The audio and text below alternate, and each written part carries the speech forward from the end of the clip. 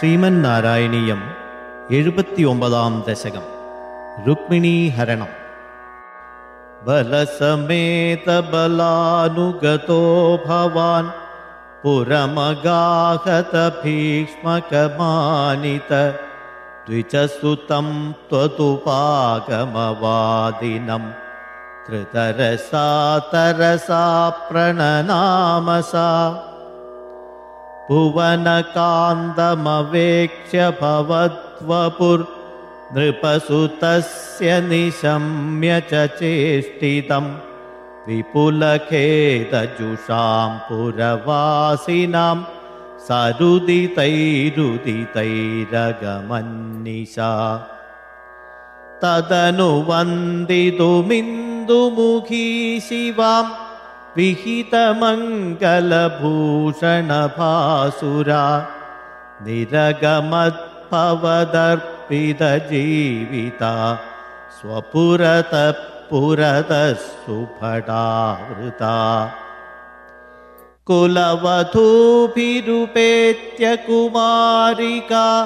गिरिसुतां परिपूज्य च सादरं मुहुरया च तत्पदपङ्कजे निपतिता पतितां तव केवलम् समवलोककुतूहलसङ्कुले नृपकुले निभृतं त्वयि च स्थिते नृपसुता निरगाद्गिरिजालयात् सुरुचिरं रुचिरञ्चिददिङ्मुखा भुवनमोहनरूपरुचा तदा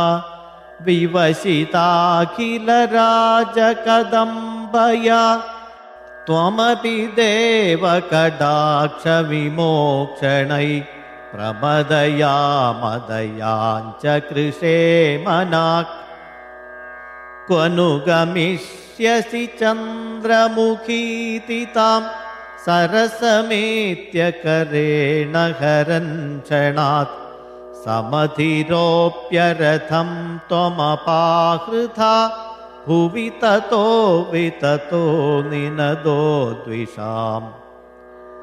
क्वनु गतपशुपाल इति क्रुधा कृतरणायदुभिश्च चिता नृपा न तु भवानुदचाल्य ततैरहो पिशुनकैशुनकैरिव केसरी तदनु रुक्मिणमागतमाहवे वधमुपेक्ष्य विरूपयन्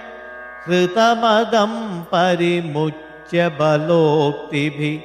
पुरमया रमया सह कान्तया नवसमागमलज्जितमानसां प्रणयकौतुकजृम्भितमन्मथाम् अरमय खलु नाथ यथा सुखम् रहसितां हसितां शूलसन्मुखीं विविधनर्मभिरेव महर्निशं प्रमदमाकलयन् पुनरेकदा ऋचुमते किल वक्रगिरा भवान् वरतनोरतनोदतिलोलताम् तदधिकैरथलालनकौशलै प्रणयिनीमधिकं रमयन्निमाम् अयि मुकुन्द भवच्चरितानि न प्रगततां गततान्तिमपाकुरु. ओम नमो भगवते वासुदेवाय. श्रीकृष्ण परमात्मने नमः.